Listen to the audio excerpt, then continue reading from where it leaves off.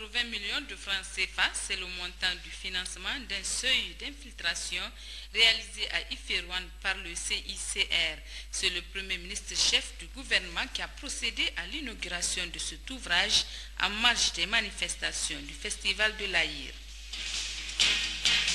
Le ministre du Travail et de l'Emploi et son homologue du Burundi sur les sites maraîchers de l'initiative 3N dans le département de Falmaï. C'était hier lors des festivités de l'an 1 du projet Filets sociaux de la cité de Germakoy. Bonsoir à tous. Le président de la République, chef de l'État Issoufou Mahamadou, a signé un décret portant inscription et nomination d'un aspirant des forces armées nigériennes. Au terme de ce décret est inscrit au tableau d'avancement complémentaire au titre de l'avancement normal pour l'année 2012 et nommé au grade supérieur l'aspirant des forces armées nigériennes dont le nom suit pour compter du 1er octobre 2012 à titre de régularisation. Au grade de sous-lieutenant, l'aspirant Abbas Seydou Ndiaye, matricule 10007. Le président de l'Assemblée nationale a l'honneur d'informer, mesdames et messieurs les députés, que la première session ordinaire de l'Assemblée nationale au titre de l'année 2014 est convoquée pour le mardi 4 mars 2014 dans l'hémicycle, place de la concertation à partir de 10 h. À la primature, le chef du gouvernement Brigitte Raffini a reçu en audience le directeur général de la Dawa libyenne qui séjourne dans notre pays. Les préparatifs du 3e anniversaire de la révolution libyenne étaient entre autres points abordés au cours de cette audience. Dr Abdelkarim Khalé. Ils sont là tout simplement pour rendre une visite de courtoisie au Premier ministre, car ils ont été invités par l'ambassade de la Libye au Niger pour célébrer le 3e anniversaire de la révolution libyenne du 17 février 2011. Parce que c'est l'organisation internationale de la Dawa Islamia qui est là, donc ils sont venus pour relancer leur activité au Niger et que donc par conséquent ils sont là pour intervenir dans tous les domaines, que ce soit le domaine de l'éducation, dans la santé, dans l'agriculture, dans l'élevage et dans tous les secteurs de développement. C'est un sentiment de joie, n'est-ce pas, avec lequel nous sortons du moment où rien que le fait de visiter la ville de Niamey, nous avons remarqué que à un certain moment nous nous sommes sentis comme chez nous. Cela démontre combien de fois, n'est-ce pas, la relation entre le Niger et la Libye est toujours au sommet.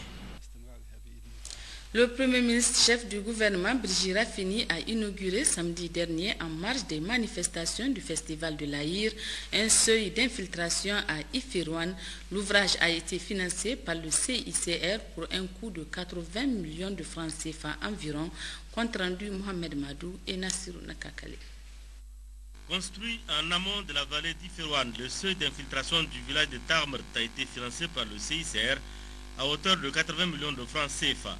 L'ouvrage réalisé en 3 mois vise à freiner la force des eaux de ruissellement du Koui afin de permettre une meilleure recharge de la nappe phréatique alimentant les puits maraîchers.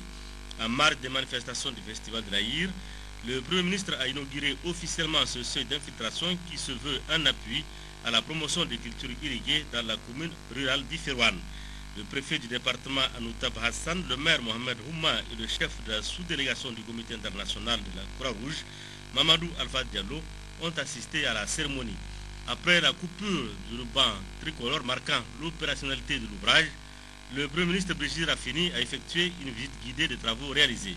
Le directeur du génie rural et le chef de la sous-délégation du CICR basé à Agadez lui ont donné toutes les explications nécessaires sur les caractéristiques techniques du seuil d'infiltration en question et son impact sur l'accroissement de la productivité des lopins de terre mis en valeur le long de la vallée d'Iférouane. En plus de cet investissement, le comité international de la Croix-Rouge a apporté un soutien à 250 maraîchers en matériel et intrants agricoles et un système de réseau californien.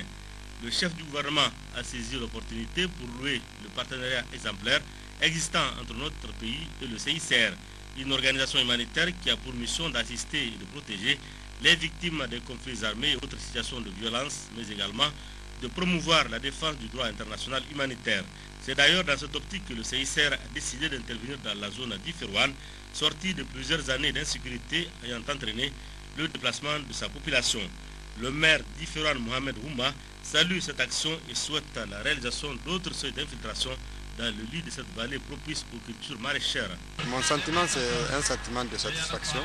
D'abord, je dois dire que le CICR est notre partenaire depuis longtemps et un partenaire important de notre commune, avec lequel nous avons toujours eu de bonnes relations de collaboration, qui a apporté beaucoup de choses à notre commune et qui a, à travers ses actions, a permis à un certain temps, en tout cas à nos populations, de dépasser certains caps difficiles, de sécheresse, de situations de déplacement à l'époque de l'insécurité qui a prévalu dans la zone. Je pense que le CICR a fait du bon travail et nous sommes tout à fait fiers et nous les remercions et félicitons au nom de l'ensemble de la population de la commune. Nous souhaitons à ce qu'il y ait encore d'autres seuils sur la vallée parce que cette vallée-là doit être aménagée dans son ensemble pour que, une fois de bon, les maraîchers soient en sécurité par rapport aux problèmes de l'eau. La Chambre de commerce, d'industrie et d'artisanat du Niger a organisé ce matin à Niamey une rencontre entre la délégation de l'Union européenne et le secteur privé nigérien sur le rôle du secteur privé dans le développement. L'objectif est de contribuer à l'élaboration d'une nouvelle communication sur le rôle du secteur privé dans la croissance durable et inclusive. Compte rendu, Sakinat Abdou et Hadis Hamid. Cette rencontre d'échange et d'information organisée par la Chambre de commerce, d'industrie et d'artisanat du Niger et l'Union européenne a pour objectif de contribuer à l'élaboration d'une nouvelle communication sur le rôle du secteur privé, notamment dans la croissance durable et inclusive. Une opportunité qui marque la ferme volonté des institutions à prendre en compte dans leurs activités respectives les préoccupations du secteur privé. 2,4 milliards d'euros environ ont été mobilisés et décaissés par l'Union européenne au profit du secteur privé sur la période 2004-2011 et l'adoption en 2003 d'une communication sur le rôle du secteur privé dans le développement. Le monde et l'économie mondiale ont considérablement changé et l'investissement privé dans les économies dites émergentes ne cesse de croître, tout comme les relations sud-sud qui ont fortement augmenté. Par conséquent, nos politiques et outils pour le soutien au développement du secteur privé doivent nécessairement évoluer. Le premier vice-président de la Chambre de commerce a tout d'abord remercié l'Union européenne pour ses efforts multiples avant de l'exhorter à persévérer dans cette dynamique pour assurer la promotion du secteur privé. La Chambre de commerce, d'industrie et d'artisanat du Niger, acteur important de la vie économique du pays, a inscrit ses actions dans une dynamique d'accompagnement des entreprises en vue de donner une impulsion nouvelle aux activités économiques et de contribuer à la réalisation d'une croissance durable et inclusive. Je voudrais, au nom de tous, louer la disponibilité de l'Union européenne à renforcer ses interventions dans notre pays à travers l'organisation de cette session d'information et d'échange sur le rôle du secteur privé de la croissance économique et du développement. Cette réunion d'échange permettra à l'Union européenne et à la Chambre de commerce de disposer désormais d'un relevé des préoccupations du secteur privé nigérien afin de pouvoir élaborer une nouvelle communication en vue de mieux cerner la problématique et ajouter par la suite de la valeur au programme de partenariat de développement entre secteur privé et secteur public. Parlons à présent de l'opération Flintlock qui se poursuit dans les autres régions. Se trouvant actuellement à Difa, le troisième exercice Flintlock a rencontré les chefs traditionnels, les élus locaux pour la réussite de cette opération. Outre l'opération militaire, ils étaient de centaines de personnes à bénéficier de soins gratuits. Compte rendu à Bari Amiti et Mahamadou Adam. Ici à Difa, le troisième site d'exercice Flintlock, où force se retrouve pour mener ces opérations. Des exercices militaires dans une zone frontalière avec les États du nord Nigeria. Dans ces États, la secte Boko Haram mène des actions de terreur. Pour la combattre efficacement, il faudra renforcer les capacités de défense et de sécurité. ce qui justifie cet exercice même auquel prennent part des soldats tchadiens et nigérians en plus des Européens et Américains. De ce fait, la procédure exige la collaboration de tous les acteurs, notamment les élus locaux et les chefs traditionnels, chefs de groupement, chefs de canton, tous s'engagent à accompagner les forces en présence. Nous souhaitons seulement les moyens de communication. Ces gens-là qui sont là, les antennes, les RTL, Orange, là, ils n'ont qu'à prendre la peine de mettre partout des réseaux à ce que partout les Nigériens, ils communiquent avec ses frères, ils communiquent avec les forces de défense et de sécurité. Vous savez, et nous, notre rôle, c'est de sensibiliser, d'inciter les populations à aimer leur pays, à agir dans le cadre de la fraternité et à informer les chefs et même les forces de défense et de sécurité que les populations n'hésitent pas, qu'elles aillent directement, c'est leurs frères, ils sont venus pour eux, ils sont là pour eux. Ce partenariat entre les forces armées et les populations civiles pour une réussite totale est d'ailleurs renforcé à travers des activités civilo-militaires ACM. À Difa, c'est la ville de Chetmari qui a été choisie pour aider les populations, un choix minutieusement opéré. On a multiplié énormément de rencontres avec eux. On a su qu'il y a tellement de problèmes dans la zone. Non seulement il y a la zone d'insécurité, il y a l'insécurité proprement dite, il y a les déplacés et au moins il y a les activistes Boko Haram qui sont toujours dans la zone. On a les soins médicaux à mener à la population de Chetmari aujourd'hui même. Donc juste dans la soirée, l'opération est en train de se dérouler au CSI.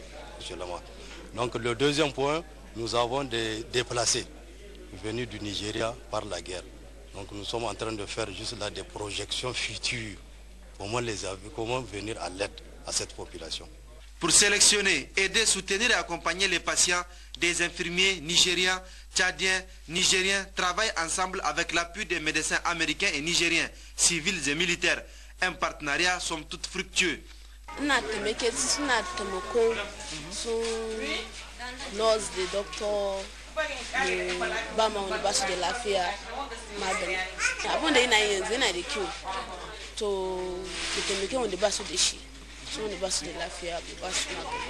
On dépiste les malades, on traite.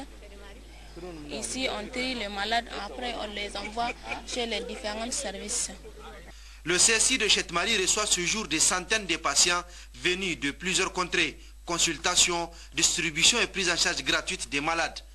Les différents cas, tous les cas habituels, notamment le cas de paludisme, d'infections respiratoires, d'infections digestives, mais également des maladies chroniques sévères qui, à cette occasion, les gens viennent consulter, notamment des cas d'hypertension.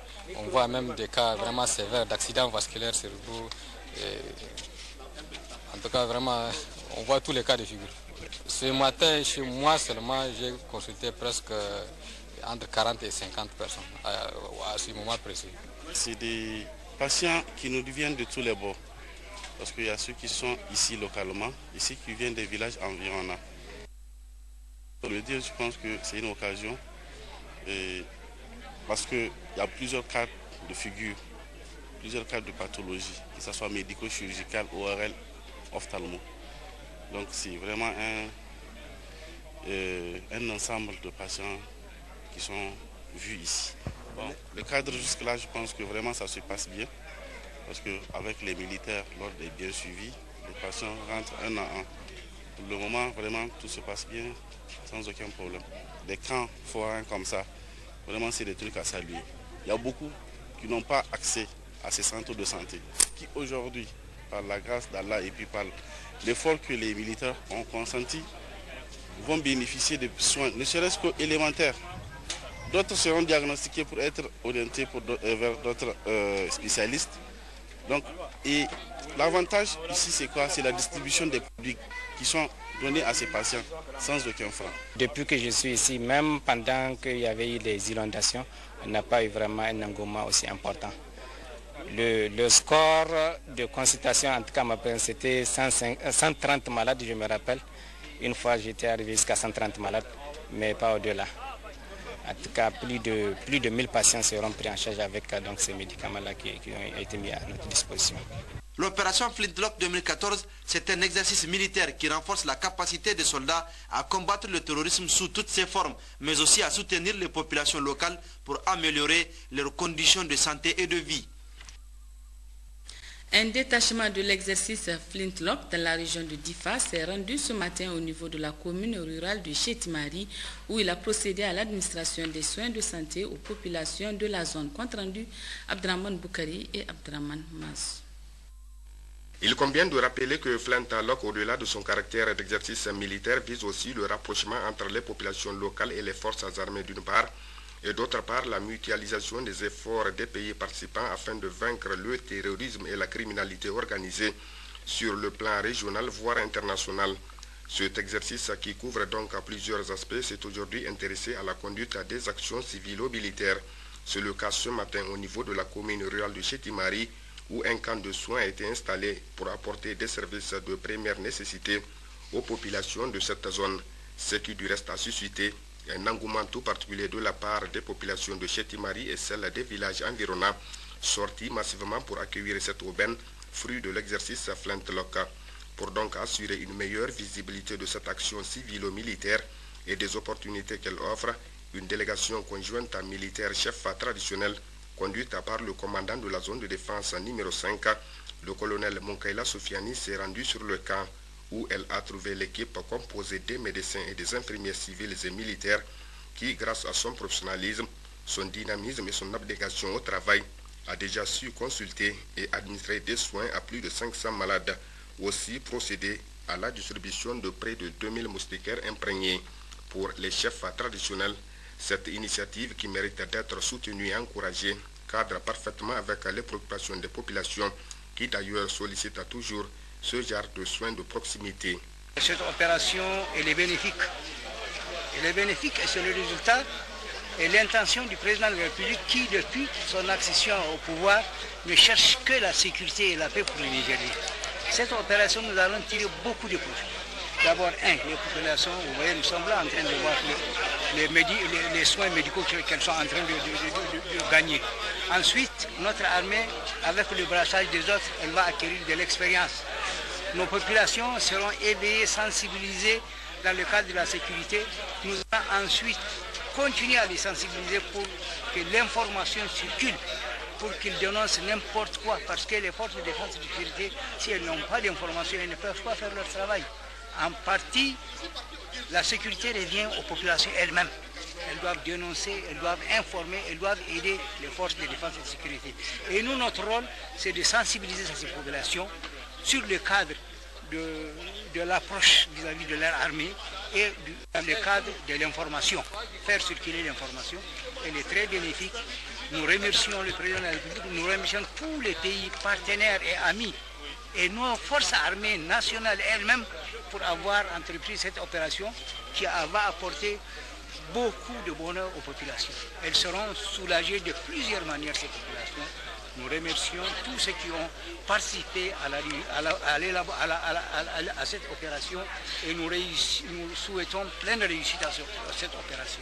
Signalons qu'auparavant, la rencontre tenue au niveau de la salle de réunion de la mairie de Chétimari a été l'occasion de discuter et d'échanger sur l'exercice Flintlock afin d'amener les chefs traditionnels à mieux cerner tous les aspects liés à cet exercice, aussi bien sur le plan national, régional qu'international, et du rôle qu'ils doivent jouer afin d'assurer sa réussite.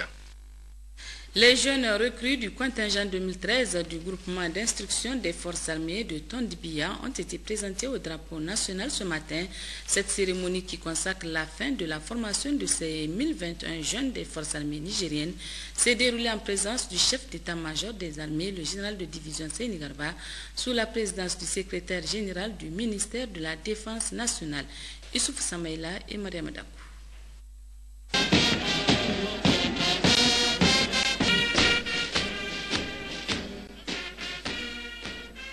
Cette cérémonie qui a regroupé autour des responsables des forces de défense et de sécurité, officiers, sous-officiers et hommes de rang et un parterre d'invités venus de tous les coins de la capitale marque donc la présentation au drapeau du contingent 2013 du groupement d'instruction de Tondibia. Cette manifestation consacre ainsi la fin de 5 mois de formation pour ces 1021 appelés des forces armées nigériennes issus de toutes les contrées et de toutes les couches sociales de la nation nigérienne.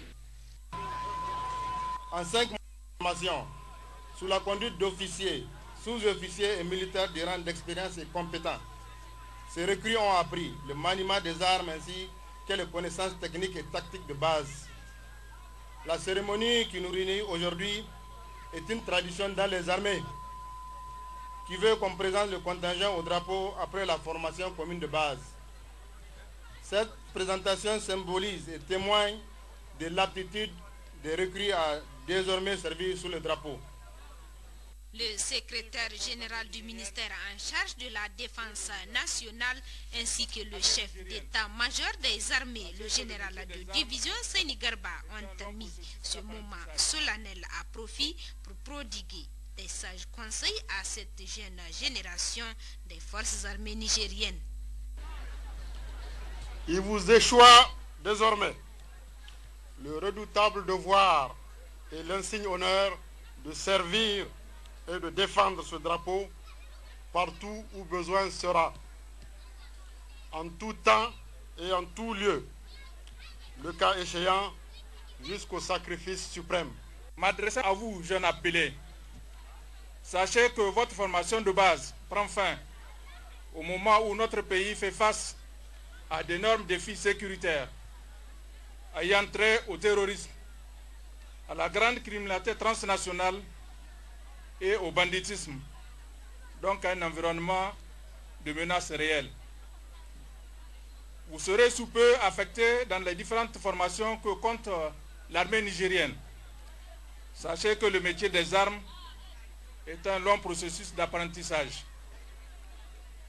Vous aurez à poursuivre cet apprentissage dans vos unités respectives, au contact de vos futurs chefs et aînés, qui auront l'agréable devoir de développer encore plus votre potentiel, mais aussi d'éveiller en vous ces qualités indispensables du combattant que sont la discipline, la loyauté, le courage et le goût de l'effort.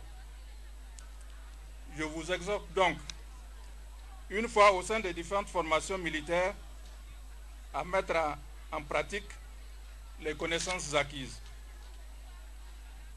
Gardez toujours à l'esprit ces valeurs militaires qui ont toujours fait la grandeur et le succès des forces armées nigériennes.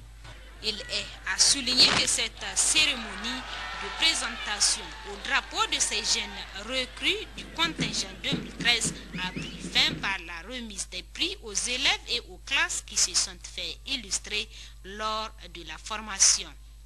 D'autres moments forts ayant marqué cette cérémonie de fin de formation de ce contingent, c'est le défilé des troupes et la démonstration de combat. Le peuple libyen dans son ensemble célèbre ces jours-ci le 3e anniversaire de la grande révolution du 17 février 2011 qui a mis fin au régime de Muammar el-Kadhafi. À cette occasion, l'ambassadeur de Libye au Niger a organisé une cérémonie à sa résidence. Plusieurs personnalités y ont pris part.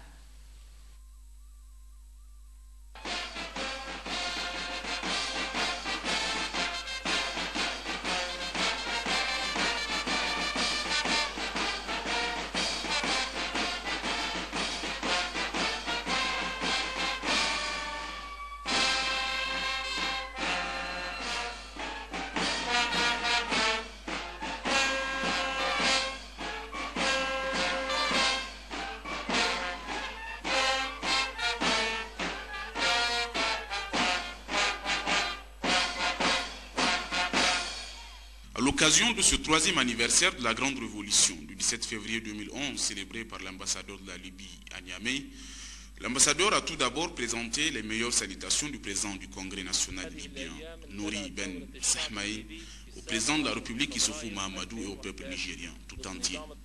L'ambassadeur a rappelé aux invités à cette soirée le contexte dans lequel le peuple libyen, par sa détermination, a mis fin à 40 ans de régime de terreur, d'injustice, comme l'a-t-il précisé, pour installer un état de droit, de liberté et de démocratie dans la grande Jamahiriya libyenne. Les sacrifices consentis pour cela étaient certes incommensurables, mais aujourd'hui, le monde entier est fier des citoyens libyens et salue vivement l'avènement de la démocratie dans le pays, a-t-il rappelé. L'ambassadeur est revenu largement à cette occasion sur les relations qui unissent le Niger et la Libye. Des relations très fortes de fraternité et de brassage culturel. Le gouvernement libyen a-t-il précisé compte renforcer ses relations davantage dans les domaines politiques et sociaux et apporter plus de contributions au Niger dans la construction du développement entreprise par le président Issoufou Mahamadou et son gouvernement. L'ambassadeur a enfin poursuivi en remerciant au nom de l'ensemble du personnel de l'ambassade les autorités nigériennes pour les facilités accordées à la représentation diplomatique libyenne dans notre pays.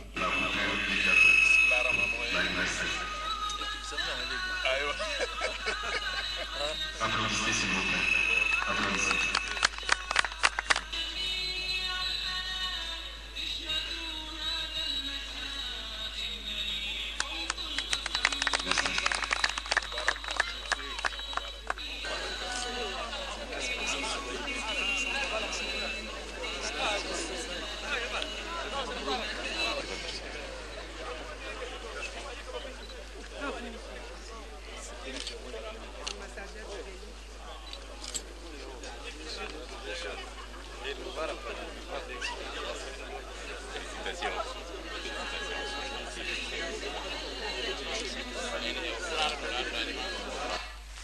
La ministre de la fonction publique, du travail et de la sécurité sociale du Burundi et le ministre du travail, de l'emploi et de la sécurité sociale Ada Salissou ont co-présidé hier à Dosso les festivités de l'an 1 du projet Filets sociaux, puis effectuer une visite guidée au niveau du site maraîcher de Falmaï, site exploité par environ 234 femmes dans le cadre de la mise en œuvre de l'initiative 3N. Les Nigériens nourrissent les Nigériens. Compte rendu Ali Hachimou et Moro Abdou.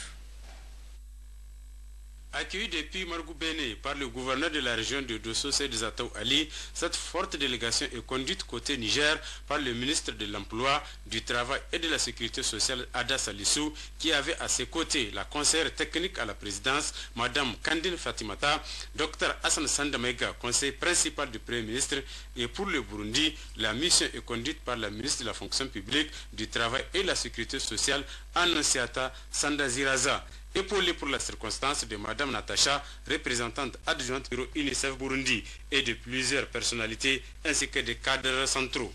Après les salutations d'usage, la délégation s'est transportée au site des cultures irriguées de Gongaï dans le département de Falmey, un site exploité, s'il vous plaît, par 234 femmes, visite guidée des cultures, échange avec les producteurs puis remise de matériel agricole aux femmes, un appui de l'État composé bien sûr de motopompes, brouillettes, pelles, seaux et râteaux. Les membres de la délégation ont posé plusieurs questions sur la mise en œuvre de l'initiative 3N, les Nigériens nourrissent les Nigériens, et surtout les changements constatés par ces populations elles-mêmes depuis qu'elles travaillent ces sites à haute valeur de symbole. Le ministre Ada Salissou a expliqué aux populations de Gongaï que cette visite de la délégation du Burundi est d'échanger les expériences, partager les bonnes pratiques et surtout s'inspirer de l'exemple du Niger qui fait large écho à travers le monde. Dans la commune rurale de Sambera, hommes, femmes et jeunes sont sortis massivement pour réserver un accueil empreint de chaleur à la délégation, surtout à la ministre de la Fonction publique, du Travail et de la Sécurité sociale du Burundi, qui a bien voulu rehausser de sa présence à la fête de l'an 1 du projet Filets sociaux, dont Sambera a eu l'honneur et le privilège d'abriter. Au programme, Fatia, chant de bienvenue des jeunes filles de Sambera, des sketchs de sensibilisation sur les activités du projet Filets sociaux. Dans leurs allocutions, les responsables du projet ont expliqué que Filets sociaux interviennent dans 5 régions de notre pays et dans 40 départements avec l'appui financier de la Banque mondiale à hauteur de 35 milliards de nos francs et vise surtout le renforcement des résiliences des populations. D'autres orateurs ont pris la parole pour expliquer les biens fondés de l'intervention du projet Filets sociaux à Sambera, qui en 12 opérations, 681 ménages ont empoché une bagatelle somme de plus de 81 millions de nos francs, ce qui a beaucoup contribué à réduire la pauvreté dans cette localité. En prenant la parole à cette occasion, la ministre de la Fonction publique, du Travail et de la Sécurité sociale du Burundi, Annonciata Sandaziraza, a beaucoup apprécié cette expérience du Niger, expérience qu'elle compte mettre en œuvre dès son retour au pays. Pour le ministre Ada Salissou, le Niger fait des progrès énormes sans tambour ni trompette et toutes ces réalisations concourent à la lutte contre la pauvreté. Il a également rassuré les populations que ces efforts seront poursuivis avant de transmettre les salutations fraternelles du président de la République aux vaillantes populations de Sambera et Falmey. Pour joindre l'utile à l'agréable, plusieurs prix ont été remis par les officiels à cette fête de l'an 1 du projet Filets sociaux aux meilleures femmes qui se sont distinguées dans l'embouche, l'allaitement maternel, les relais communautaires et surtout la propriété dans les villages. Le ministre de la Santé publique, Manu Agali, a réceptionné hier matin le centre de santé intégré du village de Ngula, commune rurale de Makolondi, dans le département de Torodi. Construit par l'église catholique, la cérémonie s'est déroulée en présence du représentant de l'OMS au Niger et de l'archevêque de Niamey, Monseigneur Michel Kartategui. Compte rendu Sahabi Bouda et Jibono. Avec la réception de cette infrastructure sanitaire, les populations de Ngula n'auront plus besoin de se déplacer pour des accouchements ou des soins médicaux car elles pourront le faire désormais sur place. Plusieurs allocutions ont marqué la cérémonie, à commencer par le mot de bienvenue du maire de la commune rurale de Makalondi, ensuite le discours du gouverneur de la région de Tillabéri, Assimiou Diabéri, qui a remercié l'archevêque de Niamey, Michel Kartategui, pour cette réalisation au profit des populations de ce village qui a déjà bénéficié en 2002 d'une école, toute chose qui entre dans le cadre de l'éducation des enfants nigériens et qui tient à cœur le président de la République, chef de l'État, El Hadj Issoufou Mahamadou. L'archevêque de Niamey a quant à lui exprimé sa satisfaction de voir l'aboutissement de ce projet longtemps caressé par les populations du village de Ngula et saluer la présence du ministre de la Santé publique à cette cérémonie. Voilà le centre de santé pour tous qui vient de confirmer que l'effort de chacun mis ensemble avec détermination peut faire des miracles inespérés.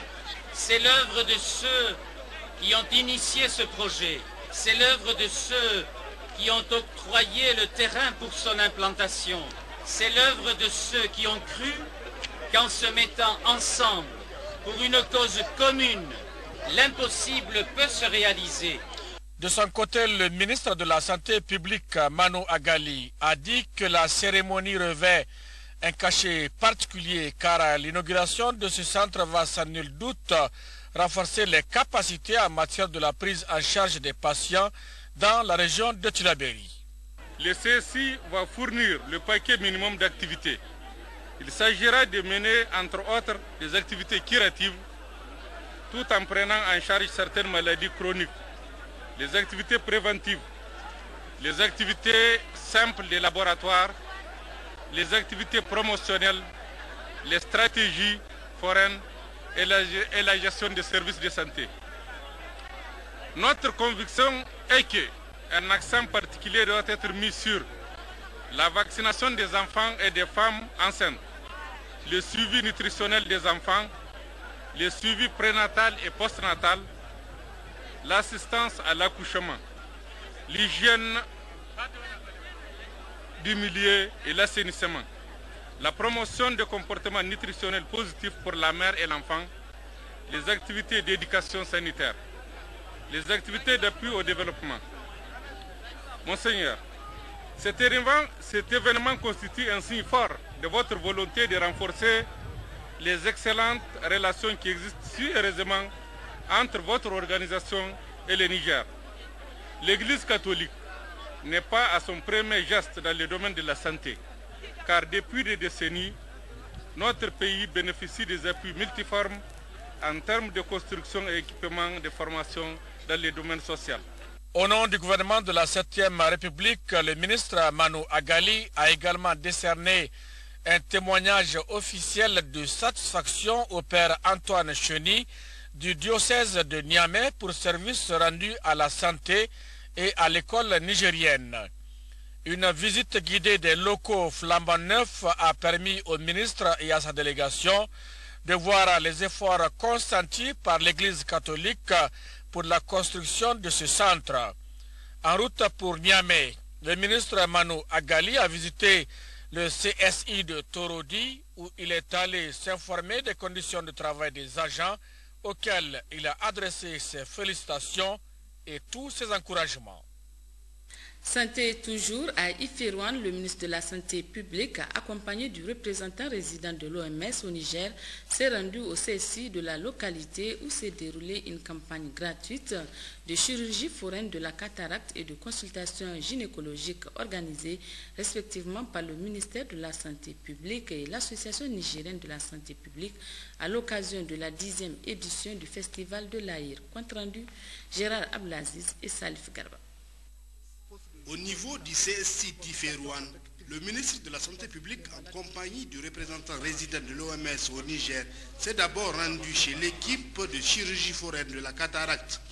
Il s'agit d'une campagne gratuite que le ministère de la Santé publique organise avec l'appui financier de la SONIDEP au profit des populations d'Agadez.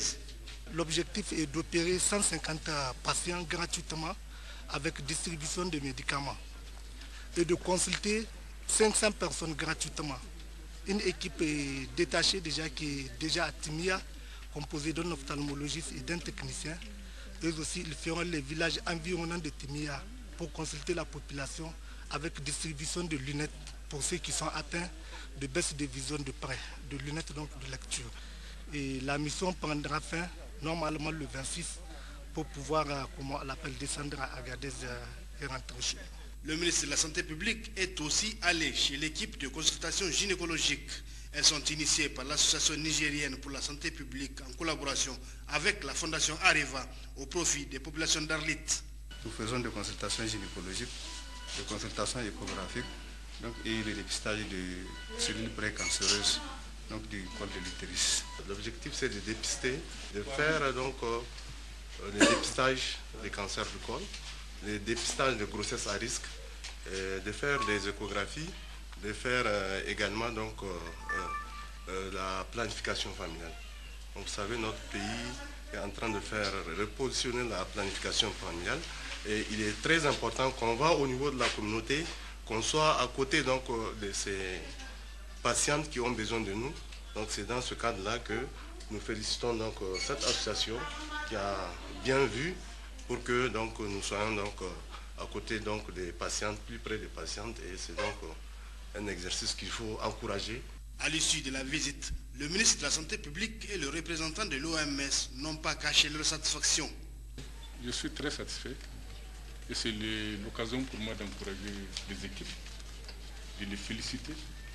Jusqu'ici, tous les cas que nous avons eus, nous avons pris en charge sans aucune difficulté, Dieu merci. Et c'est l'occasion aussi de remercier nos partenaires. Vous avez vu que certaines activités, nous les menons grâce à l'appui de Areva, grâce au CSI, à l'hôpital de Somaïr, qui a envoyé un médecin qui est là, qui appuie, et bien d'autres appuis. Vous avez vu aussi avec la SONIDEP, pour l'équipe des ophtalmologues. Il y a d'autres partenaires que je ne peux pas citer. Ils sont nombreux et ils nous appuient tous. C'est l'occasion, au nom du chef de l'État, son Excellence El Hadji Issoufou Mahamadou, et du Premier ministre, son Excellence Brigitte Raffini, de remercier toutes ces personnes, toutes ces structures, tous ces agents de santé qui de nuit comme de jour travaillent pour le bien-être de nos populations. Cette visite avec son Excellence Monsieur le ministre de la Santé nous a permis de voir les profondeurs en termes de structures sanitaires, en termes de services, prestations de services au niveau décentralisé. Je pense que cela nous a donné l'occasion de remarquer que la politique de cette décentralisation est effective. Et c'est un souci du gouvernement que nous tenons à féliciter. C'est en marge de la 10e édition du Festival de l'Aïr que la campagne gratuite de chirurgie foraine de la cataracte et les consultations gynécologiques sont organisées. L'objectif est d'atteindre les populations reculées, très éloignées des centres de santé spécialisés. Lancement officiel cet après-midi à Niamey, précisément dans le quartier Kouartagui, de l'opération de vente de céréales à prix modéré saison 2014. C'est la ministre par intérim du commerce Yahya Hawa Baré qui a présidé la cérémonie de lancement. L'opération aura lieu sur toute l'étendue du territoire national sur une durée de 6 mois. Nous y reviendrons au cours de nos prochaines éditions. La ministre déléguée auprès du ministre d'État, ministre du Plan, de l'Aménagement du Territoire et du Développement communautaire a visité ce matin les 5 arrondissements communaux de Niamey. Elle est allée s'enquérir des conditions de vie et de travail des agents des services de l'aménagement du territoire et du développement communautaire de ces communes. Moudanchourou Majamila et Sani Issoufou pour le compte-rendu. S'enquérir des conditions de vie et de travail des agents de services déconcentrés de son ministère, informer ces agents sur un nouveau plan de développement unique sur la ville, tels sont entre autres objectifs assignés à cette visite. Du 1er au 5e arrondissement, la ministre déléguée chargée de l'aménagement du territoire et du développement communautaire, Mme Ibrahim Binta Foudi, a reçu d'amples explications sur le fonctionnement des services. La première impression, c'est que vraiment la collaboration avec les services déconcentrés du ministère du Plan se passe très bien. Et le seul problème que nous avons constaté, c'est que ces services n'ont pas de locaux propres. Donc ils cohabitent avec les services des arrondissements. Les locaux sont très exigus et ils ont aussi le problème du matériel, moyen de travail pour pouvoir assurer leur rôle de coordination des actions de développement au niveau des concentrés. Donc voilà ce qu'on a vu lors de cette première sortie. Je ne peux pas dire que je peux dans l'immédiat faire quelque chose, mais je vais voir dans le meilleur des possibles ce que nous pouvons faire au niveau des ministères. Mais la visite va se poursuivre au niveau des autres régions pour faire une situation globale et maintenant voir quelles sont les dispositions à prendre pour au moins assurer le minimum à ces services. Cette visite se poursuivra dans les autres régions du Niger, mais également au niveau des ONG et associations de développement. Elle permettra à la ministre de constater les réalisations de développement de ses partenaires. Le préfet du département de Dogondouchi a effectué ce mardi des visites sur plusieurs sites de cultures irriguées dans le cadre de l'initiative 3N. Les Nigériens nourrissent les Nigériens de son entité administrative. D'autres précisions avec Issa Saleh et Habibou Bakou. Au niveau du département de Dogondouchi, dans la région de Dosso, la sécheresse ne sera plus avec le temps synonyme de famine. Un des vœux chers du président de la République, son Excellence, M. Issoufou Mahamadou. Les populations de ce 10 départements ont entendu avec une oreille attentive l'appel des autorités de la 7e République. C'est pourquoi le préfet Rissa Hamoudou, en compagnie des maires et des cadres départementaux des services techniques, est allé ce mardi visiter les sites de cultures irriguées entrant dans le cadre de l'initiative 3N, les Nigériens nourrissent le Nigérien, des communes de Kéché et de Dogondouchi pour constater de visu l'évolution de ces cultures irriguées dans ces différentes communes. Au cours des échanges avec les producteurs, le préfet Rissa Hamoudou a expliqué à ces vaillantes populations les objectifs visés à travers la diversification des cultures irriguées dans notre pays. Et les producteurs ont saisi cette opportunité qui leur est offerte pour transmettre toute leur reconnaissance et leur remerciement au président de la République, son Excellence, M. Issoufou Mahamadou, pour ses efforts d'éradiquer sans commune mesure les difficultés alimentaires qui secouent de temps en temps notre pays. Pour compléter ici, le directeur départemental de l'agriculture de Dogondouchi nous cite l'évolution de ces cultures dans ces 10 départements. Par rapport à l'évolution, comme vous le constatez, donc, la campagne se déroule normalement. Il n'y a pas de grands problèmes. Il y a eu des cas d'attaque d'insectes qui ont été maîtrisés donc, avec l'appui de la région, qui nous a appuyé un produit en pesticides. Et également, comme vous le constatez déjà, pour certaines cultures, la récolte a déjà commencé. Par exemple, pour la pomme de terre, pour la tomate et pour la laitue, déjà, certains sont à leur 3e récolte. Donc, globalement, la situation de la campagne se déroule normalement.